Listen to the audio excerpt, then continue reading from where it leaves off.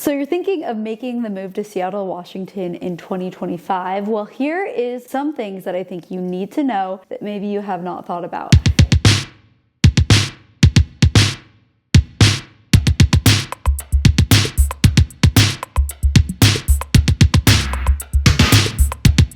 And if you're looking to buy or sell a home in the area, I helped 26 people buy and sell last year, and I would love to help you in 2025. If you think it's a good fit, you can reach out to me in the description below. All right, let's get started. Number one, the first very important thing you need to know when moving to Seattle is knowing the water that you're looking at. So let's say you're flying into Seattle for the first time, you're gonna see a lot of water. We've got lots of lakes, and of course we have the inlet of the Puget Sound.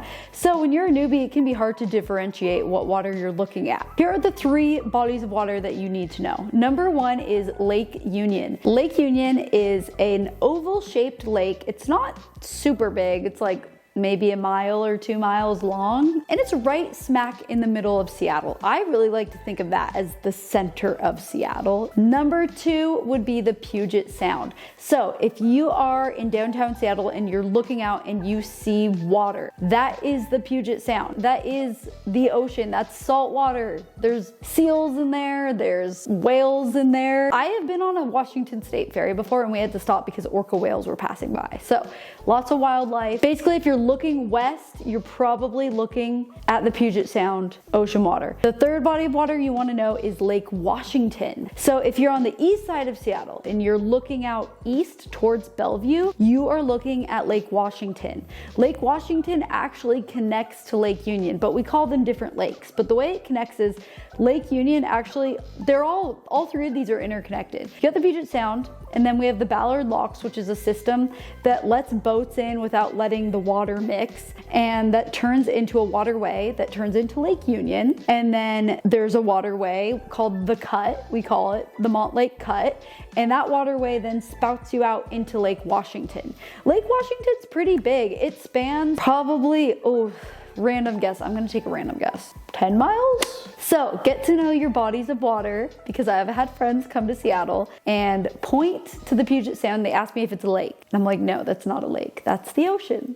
So you wanna know that. The second thing you should know before moving to Seattle, if you're not familiar with the area, is it is extremely walkable. I'm gonna go out on a limb and call it the most walkable city in the United States. I didn't realize growing up here how special that is until I went to other cities like Austin, Texas, for example, where you can walk a little bit in a neighborhood, but to walk from neighborhood to neighborhood, there might be a big freeway in the way. It's just like, it's not a good experience. In Seattle, you can just walk from neighborhood to neighborhood. Since we have water, we have bridges, but we have really great pedestrian areas as well. There are just sidewalks everywhere. And if there is a freeway, there are several different overpasses and underpasses that make it really easy to walk. Number three, it's really important to understand the city of Seattle versus the east side. The east side is made up of, the main city is Bellevue. This is gonna be the most expensive. Then you also have Kirkland. This is gonna be north of Bellevue. This has been a very up and coming place, extremely popular.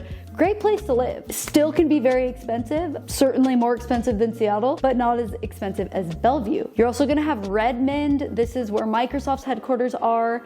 This is like a very wooded area. And Sammamish, so Lake Sammamish and Sammamish, I would call those four cities the east side. And then you also have Woodinville and Bothell, a little northeast. The east side is twice as expensive as Seattle. It's generally safer. There's less crime. There's better schools. It's very suburban. This is really important to know, because if you're considering moving to Seattle, but you're someone that you see headlines and you're afraid of the crime and you're afraid of it being a dirty city, you know, everyone's thresholds for these things is different. Like, I live in Seattle and I personally feel safe as a young woman walking around. I feel fine, but some people don't feel the same way. And then they're like, oh my gosh, I can never live in Seattle. Well, there's this whole other side, 20 minutes from Seattle, the east side, Bellevue, Kirkland, Redmond, wonderful, beautiful place to live. And it actually might be more of your vibe. When you're thinking about moving to Seattle, don't just check out Seattle, check out Sammamish,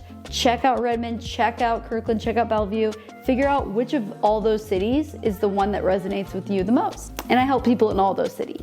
Number 4, people actually do use the ferries to commute. So you might see Bainbridge Island on a map, let's say. It's an island not far from Seattle. It's like a 20-30 minute ferry ride. There are a lot of people that live on Bainbridge Island that commute into Seattle daily. In West Seattle, we even have a little water taxi. You can commute by water taxi, and it's really cool. It really is like Grey's Anatomy in real life. A lot of people do it, and you can totally romanticize how beautiful it is, and it is a great, inspiring way to have a commute. But there are also really, really long ferry lines as well. They can be an hour, 2 hours, 3 hours long, the ferry lines can be, but people do it. There are people that truly do that daily commute. You can also walk onto the ferries as well. So the next thing you need to know is about the real estate. So since I'm a real estate agent, let me give you a little market update going into 2025. The current single family home price point in Seattle is just at $1,027,000. That's really such a range. Like the median, what that really will get you is just so different. For a really good updated single family home in a good neighborhood, it could be closer to $1.25, $1.3 million. But you could also find smaller starter homes in the 700,000s. So it's a wide range. For townhomes, those start more in the 700,000s. You can find a few things in the 600,000s, up to 1.4 million for really like a 2,000 square foot bigger one in a very desirable neighborhood. And for condos, you can find the lowest price point for condos is right around 300,000 up to the $12 million condo that I recently showed in a video. If you want to check that out, I'll have it linked below. But let's say downtown condos, you can find a great 1-bedroom downtown condo in the about $600,000 range. That's just a quick little market update for you. And this last year, we saw an 8% increase in the value of single family homes.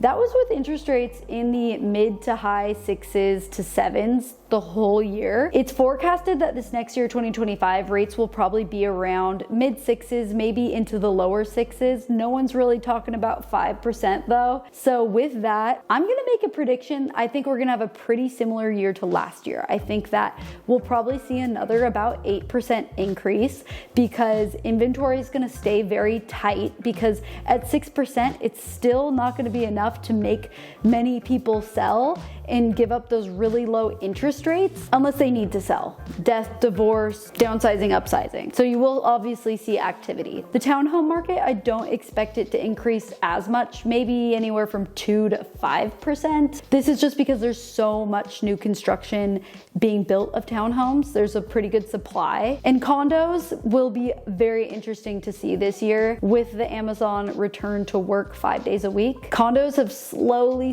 been coming back since COVID, but nothing crazy dramatic. But who knows, maybe this year there will be more of a condo boom as people get sick of the commute. We'll see. But that's kind of my real estate prediction for the year. Number 5, number 6, I'm losing count here. The next thing that's very important to know, especially if you're interested in real estate in Washington, new this year in 2024, the state mandated buyer brokerage agreements be signed by all brokerages, agents, and their clients. So in the past, there were buyer brokerage agreements, but it was optional to sign one and basically make your relationship formal in writing. Now the state is mandating that you have to get that signed. So if you're a buyer looking to buy a home, what you need to know about this is that timeline is within a reasonable amount of time it needs to be signed. So that's gonna be different depending on the agent that you talk to, but the state really left it extremely vague. So to some agents, that means they won't show you a home until you sign a buyer brokerage agreement with them.